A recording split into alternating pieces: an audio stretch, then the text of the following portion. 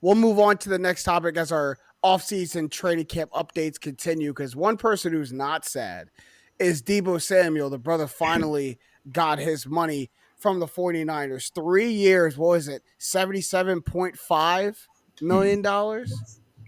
Because that point 5 1 matters because that puts him right below Stephon Diggs, right? But we're not counting people pockets, but I'm just saying that it put him right below that brother Stephon. But even still, Deebo Samuel gets his money for the 49ers. Also, the 49ers kind of last week officially grant Jimmy G the right to seek a trade, and Kyle Shanahan publicly comes out in a press conference and says we are moving on from Jimmy G. So, Stat Matt, what's the 49ers future look like, man? Because now Deebo's back, but it's with a whole different quarterback in Trey Lance now. What does it look like? When you're Kyle Shanahan and he's built great offenses everywhere he went except Cleveland, but that's Cleveland, so we'll excuse him. So he built up the best seasons that Matt Ryan, Julio Jones had. Then he takes over the 49ers and he makes a Super Bowl with Jimmy Garoppolo in his second season, and then almost makes it in his third season. No, in his fourth season to the Super Bowl, losing the NFC title game. And when you have someone like Deebo Samuel, who can get 1,400 receiving yards when your quarterback is Jimmy Garoppolo, that's all Deebo had to do in the negotiation room. It's like, just look at my quarterback. Just look at the quarterback. Right. Look at my numbers, and then look at the quarterback that's throwing me the ball. That wasn't Josh Allen. That wasn't Patrick Mahomes. That wasn't Aaron Rodgers. That wasn't Lamar Jackson. Like, this was Jimmy Garoppolo. So, what are we talking about? Yeah, Deebo Samuel's he's like the inverse Christian McCaffrey, where he's such a good runner, and a great wide receiver. It's just the priorities like the different because Deebo's mainly a wide receiver / running back. McCaffrey is a running back with receiving skills. So, okay, Dame, to answer this, does it look the same? Because Matt makes a great point. Like, it was Jimmy G. What we talk about? The most painfully average quarterback. If you listen back to all of our episodes in the middle of last season, Matt will attest, I hated talking about I hated every time we talked about Jimmy G because I was like, he shouldn't be winning. He shouldn't be doing the things that he's doing. He shouldn't be getting by.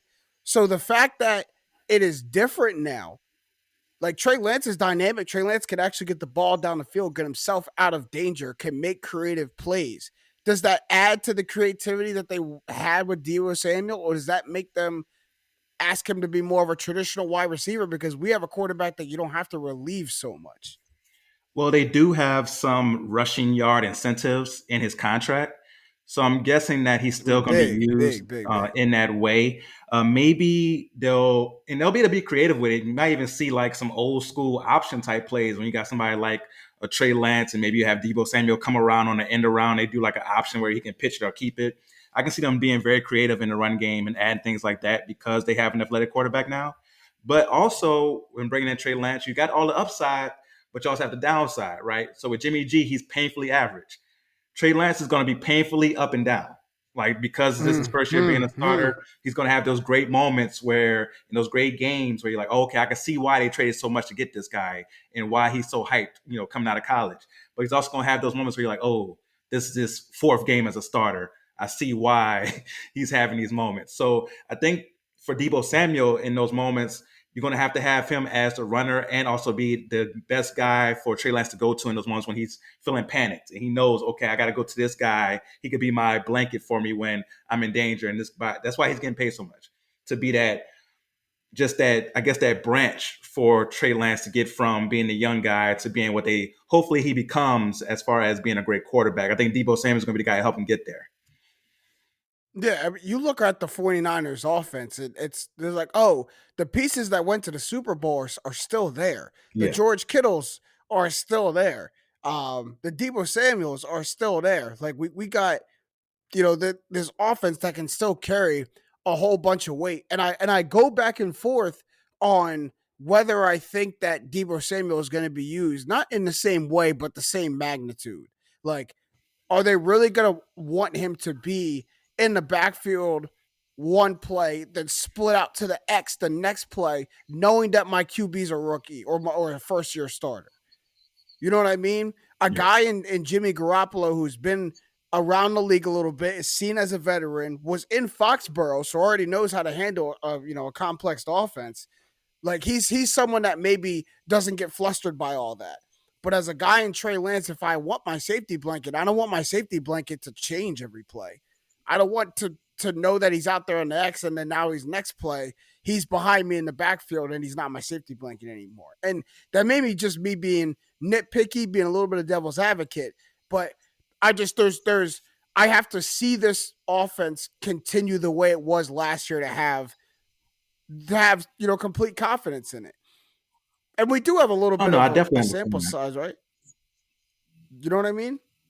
Like we do have a little bit of a sample size, like a couple starts, and I believe one of them he connected with Deebo Samuel on a big touchdown. Like Deebo was wide open. I forget who this was against. Yeah, I want to say the Bengals.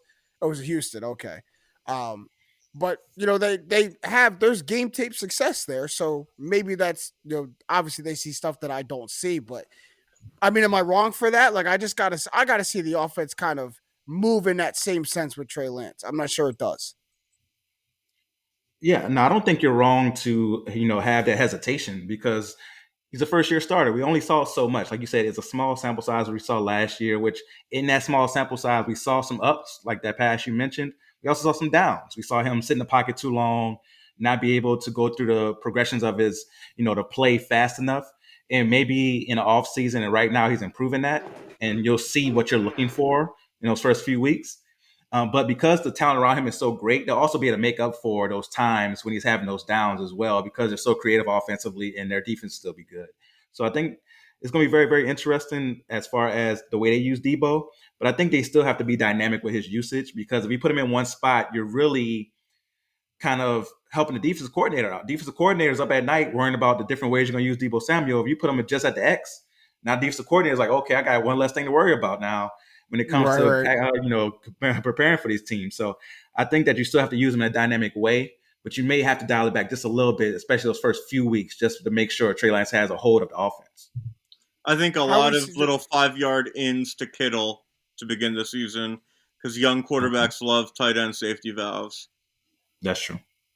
Yeah, Kittle's down there at TEU just working all that out. Can't wait to get the season started. All right, but Statman, how do you see Trey Lance as his first year as starter? Now that it's complete, there's no question about it. They even told Jimmy G, go find your next home for yourself. How do you see Trey Lance now? Like, how do you see this first year as I think the expectations for him are too low. He was the third pick in the draft. Mm-hmm. He is sat, and it's his second year in the league. He sat for a year, his second year in the league. Like, I'm not, this is unfair, but like, it's what Mahomes was the 10th pick in the draft, sat for a year, had one start. Next year he comes in, he's the MVP. Like that's the range of things that could happen. Like Wentz, the second year out of North Dakota State, was the year he contended for MVP. Lance could be a top 10, top 5 quarterback this year, and I don't think people are really bracing themselves for that possibility. If I were to guess, I think what Damian said was right. He'll have a lot of ups and downs, but I think it'll be more ups and downs. And I think if he could get himself sorted out by December, they could really go on a Super Bowl run. Ooh, I don't know, Matt talking to me into some things, man. I don't know. That sounded because you're right. They did it the right way. As much as you would want to rush something like Trey Lance, they said he's so raw, let him sit behind a painfully average quarterback. So, because there are some ways to being a painfully average quarterback. Like, there's some never being rushed. There's some knowing everything that's going on in the play, because you got to be able to manage the game on a high level. And for what it's worth, the brother went up into Green Bay and beat the Packers to go to the NFC Championship game. He did. There's something to be said. He didn't score a touchdown on offense. When they decided, yeah, but he somehow beat him.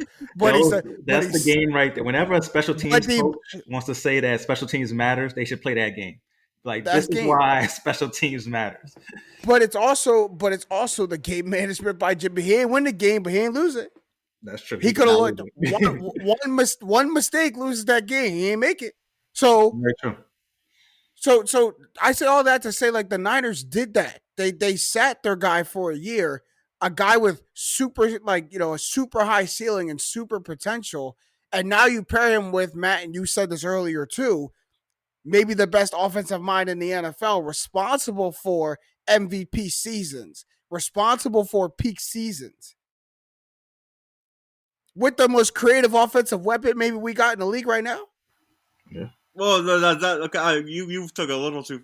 Oh, I'm just getting excited. You're talking about Deebo. I was about to say, I was like, wait. We're No, way too Lance, all in on not Trey Lance. Lance right now. Not Lance. I'm not going that down. Yeah, saying that about Deebo is completely fair. Yeah. You know what I mean? I'm only just kind of paraphrasing what you said, my friend. And but, their defense is and their good. defense. Yeah. All things that aid a young quarterback. That's true. I'm probably more on the ladder of that 5 to 10 he could be. Yeah. But I'm just not going to be shocked. I don't know if I'm ready to stamp that down, but that you talked me into some things, man.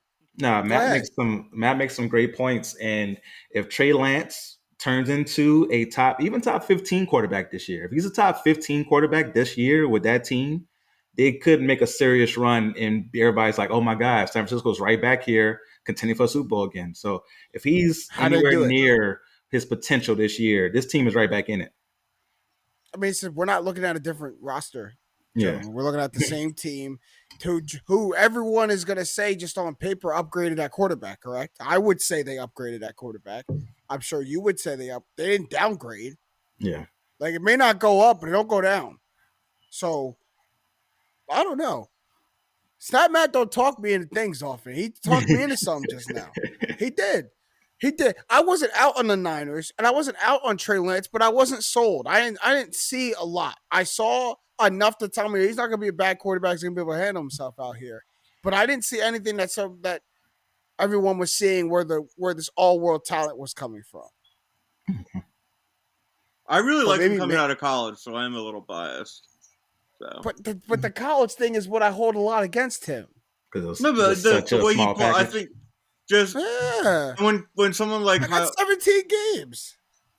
Yeah, that's when someone like Kyle Shanahan values you that much.